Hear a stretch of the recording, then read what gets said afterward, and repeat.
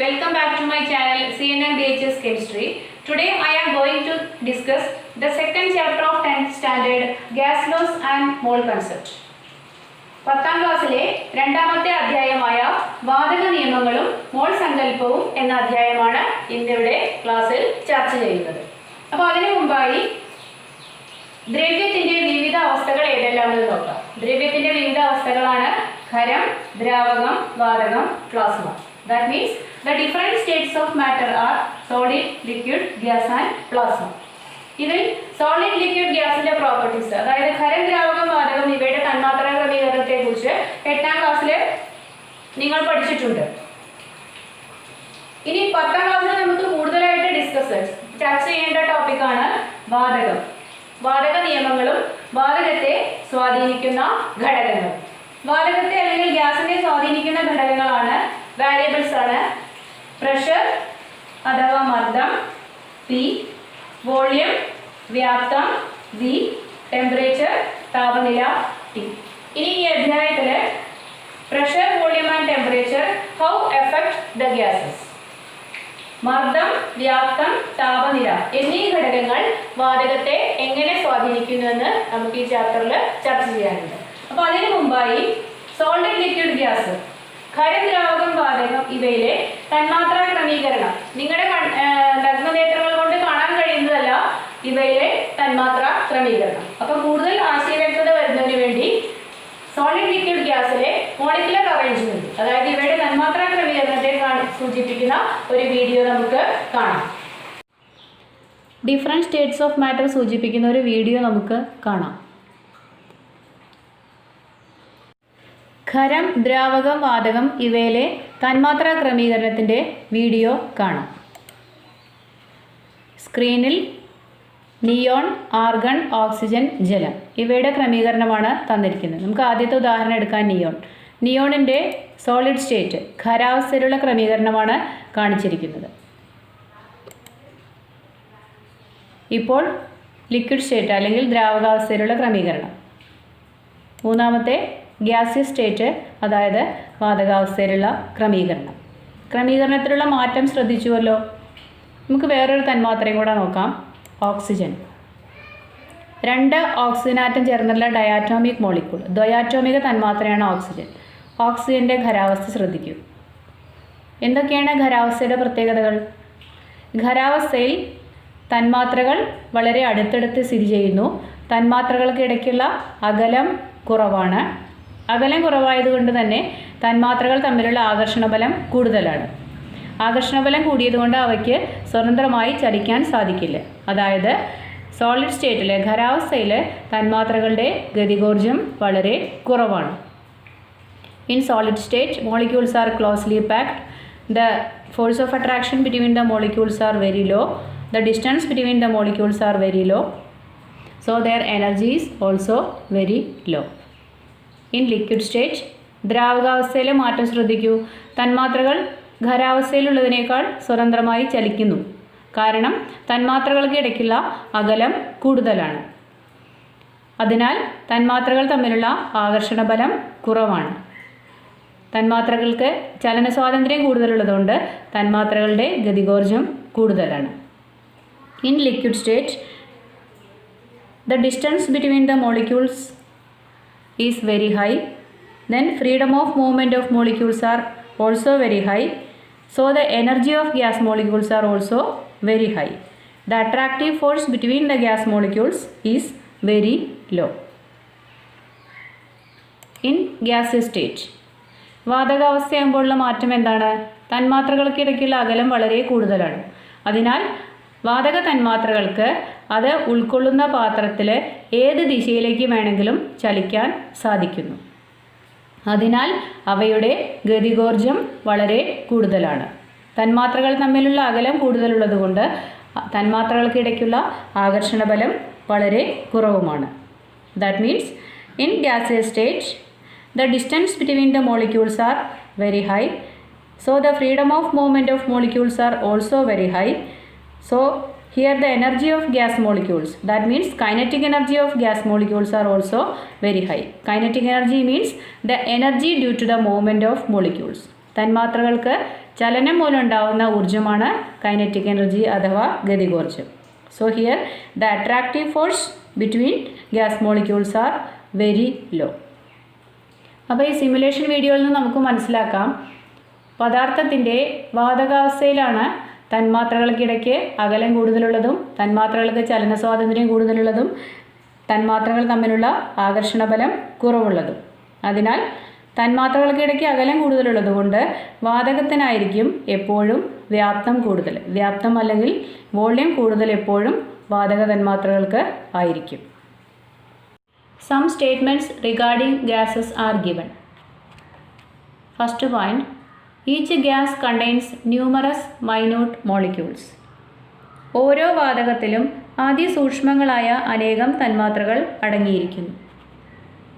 When compared to the total volume of gas, the real volume of molecules is very less. ഒരു വാതകത്തിൻ്റെ ആകെ വ്യാപ്തവുമായി താരതമ്യം ചെയ്യുമ്പോൾ അതിലെ തന്മാത്രകളുടെ യഥാർത്ഥ വ്യാപ്തം വളരെ നിസ്സാരമാണ്. The molecules of a gas are in a state of rapid random motion in all directions. വാതകത്തിലെ തന്മാത്രകൾ എല്ലാ ദിശകളിലേക്കും നിരന്തരം ചലിച്ചുകൊണ്ടിരിക്കുന്നു.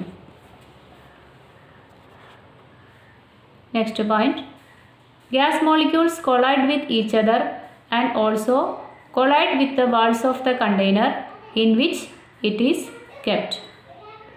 This collision with the walls account the pressure of a gas. അതായത് ക്രമരഹിതമായ ചലനത്തിൻ്റെ ഫലമായി തന്മാത്രകൾ പരസ്പരം കൂട്ടിയിടിക്കുന്നു.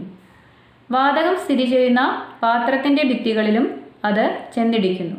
ഇതിൻ്റെ ഫലമായാണ് വാതകമർദ്ദം അനുഭവപ്പെടുന്നത്.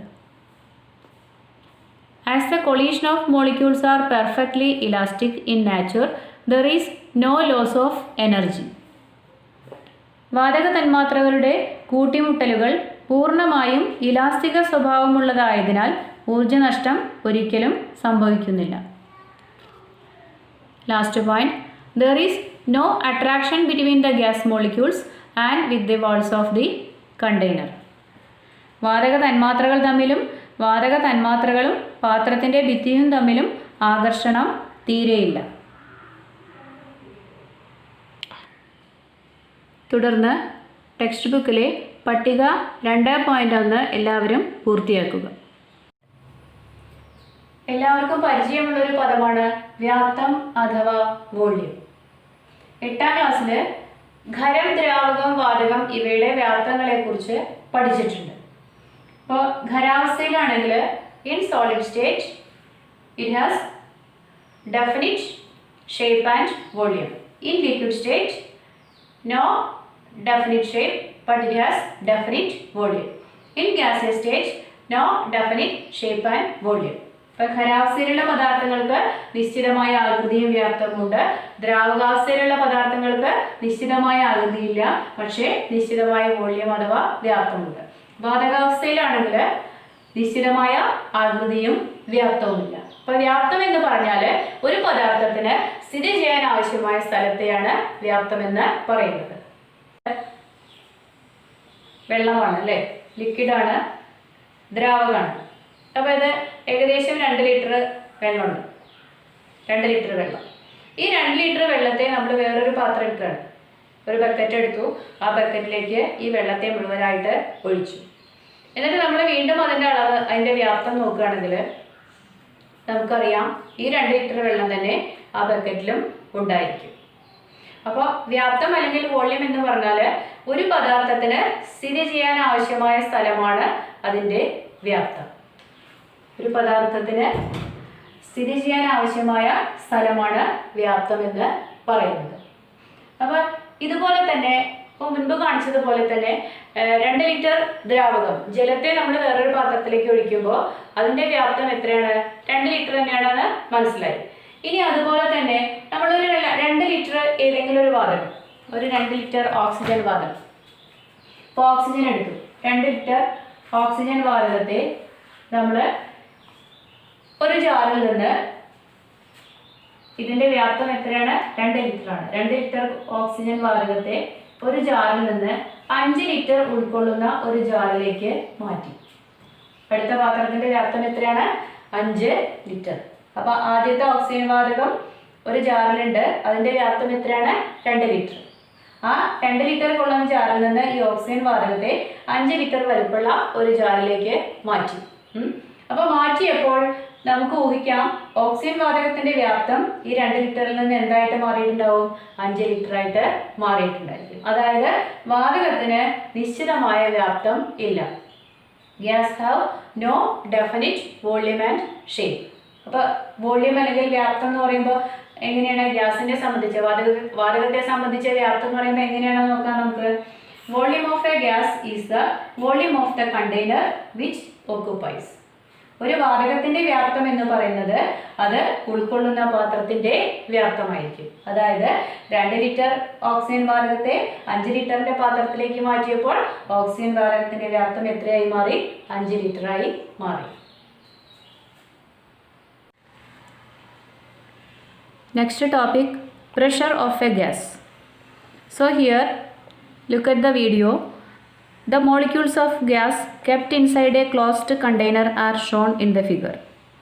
ഒരു പാത്രത്തിൽ അടച്ചു വച്ചിരിക്കുന്ന വാതക തന്മാത്രകളാണ് ചിത്രത്തിൽ കാണിച്ചിരിക്കുന്നത്. What is the speciality of the movement of the molecules? ഇവിടെ തന്മാത്രകളുടെ ചലനത്തിൻ്റെ പ്രത്യേകത എന്താണ്? What assumption can be made regarding the possibility of collision between gas molecules? ഇവിടെ തന്മാത്രകൾ പരസ്പരം കൂട്ടിയിടിക്കാനുള്ള സാധ്യതയെപ്പറ്റി നിങ്ങൾക്ക് എന്ത് തോന്നുന്നു? വീഡിയോയിൽ വളരെ വ്യക്തമാണ്. ഇവിടെ തന്മാത്രകൾ പരസ്പരം കൂട്ടിമുട്ടുകയും ചില തന്മാത്രകൾ അത് ഉൾക്കൊള്ളുന്ന പാത്രത്തിൻ്റെ ഭിത്തിയിൽ തട്ടി തിരിച്ചു വരികയും ചെയ്യുന്നു. ഇതിൻ്റെ ഫലമായി ആ പാത്രത്തിനുള്ളിൽ ഒരു ബലം അനുഭവപ്പെടുന്നു. ഈ അനുഭവപ്പെടുന്ന ബലത്തെയാണ് സാധാരണയായിട്ട് വാതകമർദ്ദമെന്ന് പറയുന്നത്. ഇവിടെ തന്മാത്രകൾ നിരന്തരം ചലിക്കുമ്പോൾ പ്രതലത്തിൽ വന്നിടിക്കുന്നത് മൂലം ഒരു ബലം അനുഭവപ്പെടുന്നു. പ്രതലത്തിൽ അനുഭവപ്പെടുന്ന ബലവും പ്രതലത്തിൻ്റെ പരപ്പളവും അറിഞ്ഞാൽ ഒരു യൂണിറ്റ് പരപ്പളവിൽ അനുഭവപ്പെടുന്ന ബലമാണ് മർദ്ദം.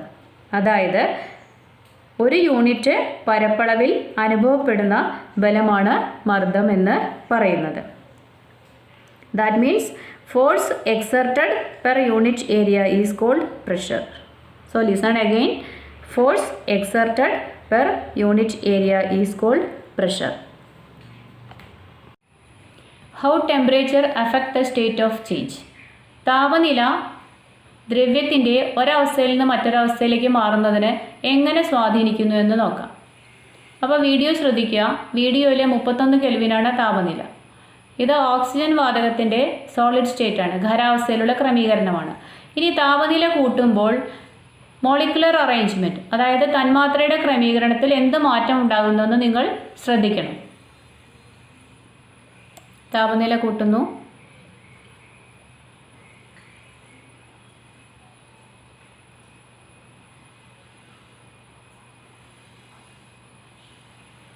ടെമ്പറേച്ചർ ഇൻക്രീസ് ചെയ്യുന്നതിനനുസരിച്ച്, അതായത് താപനില കൂട്ടുന്നതിനനുസരിച്ചിട്ട് മോളിക്യൂൾസിനിടയ്ക്കുള്ള സ്പേസ് കൂടുന്നു. So here the molecules are free to move in any direction.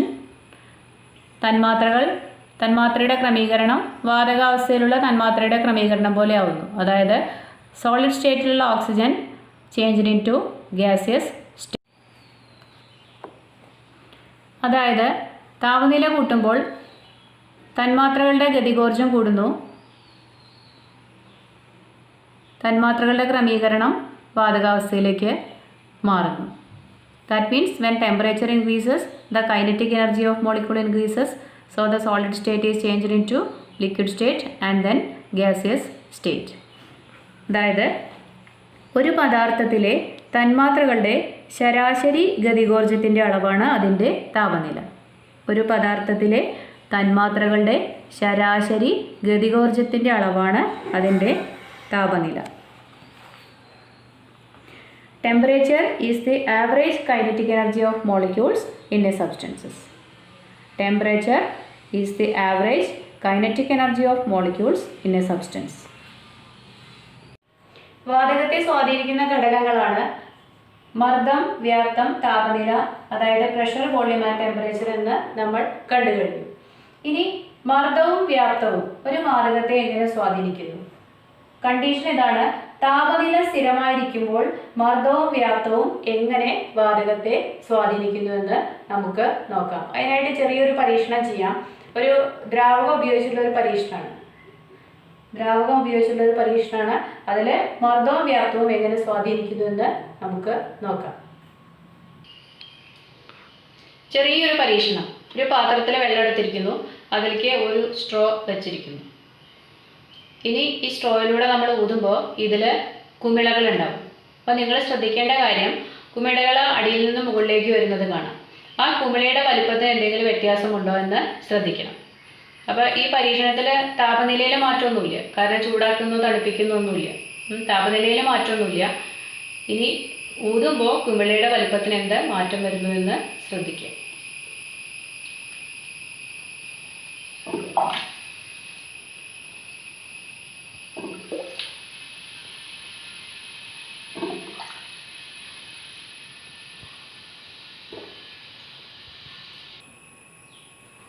പരീക്ഷണം എല്ലാവരും ശ്രദ്ധിച്ചു എന്ന് കരുതുന്നു, അല്ലേ? നിങ്ങളുടെ നിരീക്ഷണം എന്തായിരിക്കും?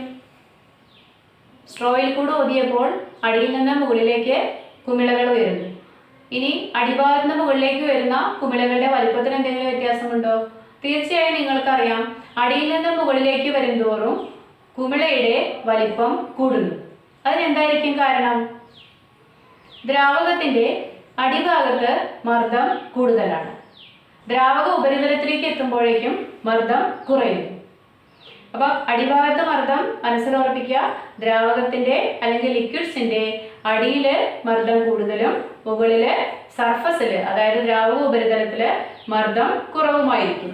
അപ്പോൾ അടിയിൽ നിന്ന് മുകളിലേക്ക് വരുന്തോറും മർദ്ദം കുറയുമ്പോഴാണ് കുമിളയുടെ വലിപ്പം കൂടുന്നത്. കുമിളയുടെ വലിപ്പം എന്ന് പറയുമ്പോൾ എന്താണ്? കുമിളയുടെ വ്യാപ്തം. കുമിളയുടെ വലിപ്പം എന്ന് ഉദ്ദേശിക്കുമ്പോൾ ഇവിടെ കുമിളയുടെ വ്യാപ്തം. അപ്പം അടിയിൽ നിന്ന് മുകളിലേക്ക് വരുന്തോറും കുമിളയുടെ വലിപ്പം കൂടുന്നതിന് കാരണം അടിയിൽ നിന്ന് മുകളിലേക്ക് വരുന്തോറും മർദ്ദം കുറയുന്നു. മർദ്ദം കുറയുമ്പോൾ വ്യാപ്തം കൂടുന്നു. അതായത് മർദ്ദവും വ്യാപ്തവും ഏത് അനുപാതത്തിലായിരിക്കും? വിപരീത അനുപാതത്തിലായിരിക്കും. വി എന്ന് പറയുന്നത് വ്യാപ്തം, വോള്യം. ടി എന്ന് പറയുന്നത് മർദ്ദം അഥവാ പ്രഷർ. ഇവിടെ മർദ്ദവും വ്യാപ്തവും വിപരീത അനുപാതത്തിലാണെന്ന് ഈ ചെറിയ പരീക്ഷണത്തിൽ നിന്ന് നമുക്ക് വ്യക്തമായി. അതായത് മർദ്ദം കൂടുമ്പോൾ വ്യാപ്തം കുറയുന്നു. മർദ്ദം കൂടുക എന്ന് പറയുമ്പോൾ ജലത്തിന്റെ അടിഭാഗത്ത്, ദ്രാവകത്തിന്റെ അടിഭാഗത്ത് മർദ്ദം കൂടുതലാണ്, അവിടെ ഉണ്ടാകുന്ന കുമിളയുടെ വലിപ്പം ചെറുതായിരുന്നു. ഇനി സർഫസിലേക്ക്, ദ്രാവക ഉപരിതലത്തിലേക്ക് വരുമ്പോഴോ, വെള്ളത്തിന്റെ മുകളിലേക്ക് എത്തുമ്പോഴോ മർദ്ദം കുറയുന്നു. മർദ്ദം കുറയുമ്പോഴേക്കും കുമിളയുടെ വലിപ്പം കൂടുന്നു.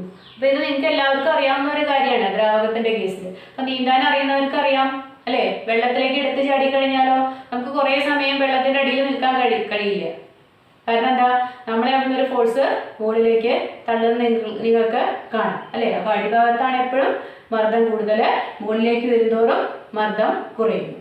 അപ്പോൾ ഈ പരീക്ഷണത്തിൽ മനസ്സിലായത് മർദ്ദവും വ്യാപ്തവും വിപരീത അനുപാതത്തിലാണ്. ഇതുപോലെ തന്നെയാണ് വാതകങ്ങളുടെ കാര്യത്തിലും മർദ്ദവും വ്യാപ്തവും വിപരീത അനുപാതത്തിലാണ്. എങ്ങനെയാണെങ്കിൽ ടെമ്പറേച്ചർ, താപനില സ്ഥിരമാണെങ്കിൽ മാത്രം. 3 വേരിയബിൾസ് ആണ്, 3 ഘടകങ്ങളാണ് സ്വാധീനിക്കുന്നത് വാതകത്തെ: പ്രഷർ, വോള്യം ആൻഡ് ടെമ്പറേച്ചർ. അപ്പോൾ ഇവിടെ ഈ കേസിൽ നമ്മൾ ഈ പരീക്ഷണത്തിൽ ചൂടാക്കിയിട്ടും തണുപ്പിച്ചിട്ടൊന്നുമില്ല. അപ്പോൾ അതുകൊണ്ട് താപനില എന്ന് പറയുന്ന ഘടകം സ്ഥിരമാണ്, അതായത് ടെമ്പറേച്ചർ സ്ഥിരമാണ്. അപ്പോൾ നമുക്ക് ഇതിനെ നമുക്ക് എങ്ങനെ ഒരു സ്റ്റേറ്റ്മെന്റ് ആയിട്ട് പറയാം? At constant temperature volume of a definite mass of a gas is inversely proportional to its pressure. ഈ നിയമത്തെ പറയുന്ന പേരാണ് ബോയിൽസ് ലോ. റോബർട്ട് ബോയിൽ എന്ന് പറഞ്ഞ ശാസ്ത്രജ്ഞനാണ് ഇത് കണ്ടെത്തിയത്. അതുകൊണ്ട് അദ്ദേഹത്തിന്റെ പേരിൽ ഈ വാതക നിയമം ബോയിൽസ് ലോ എന്ന് അറിയപ്പെടുന്നു. അപ്പോൾ എന്താ ഒന്നും കൂടെ പറയാം: at constant temperature volume of a definite mass of a gas is inversely proportional to its pressure. സ്ഥിര താപനിലയിൽ, അതായത് നിശ്ചിത താപനിലയിൽ നിശ്ചിത മാസുള്ള വാതകത്തിന്റെ വ്യാപ്തം മർദ്ദത്തിന് വിപരീത അനുപാതത്തിലായിരിക്കും.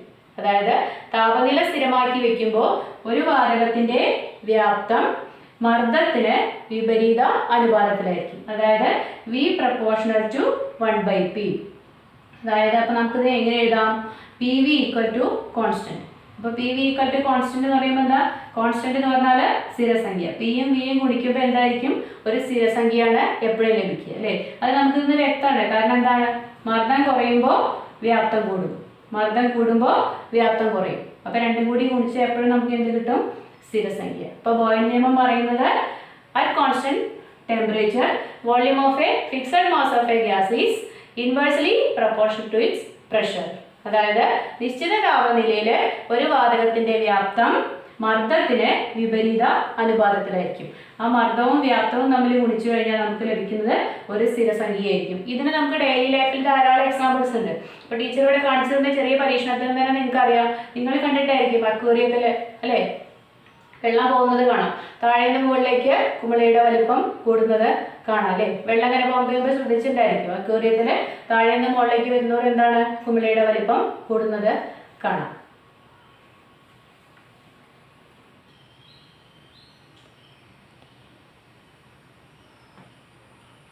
ബോയിൽ നിയമത്തിൻ്റെ നിർവചനം എല്ലാവരും സയൻസ് ഡയറിയിൽ എഴുതണം. കൂടാതെ ബോയിൽ നിയമത്തിന് നിത്യജീവിതത്തിൽ നിന്ന് കൂടുതൽ ഉദാഹരണങ്ങൾ കണ്ടെത്തി രേഖപ്പെടുത്തുക.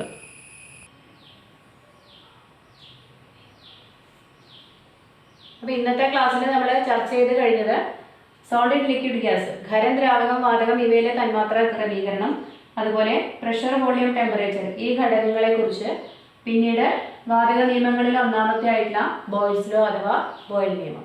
അപ്പോൾ ബാക്കി സെഷൻ നമുക്ക് അടുത്ത ക്ലാസ്സിൽ കാണാം. അപ്പോൾ വീഡിയോ ഇഷ്ടമായെങ്കിൽ, ക്ലാസ് മനസ്സിലായെങ്കിൽ ലൈക്ക് ചെയ്യുക, ഷെയർ ചെയ്യുക.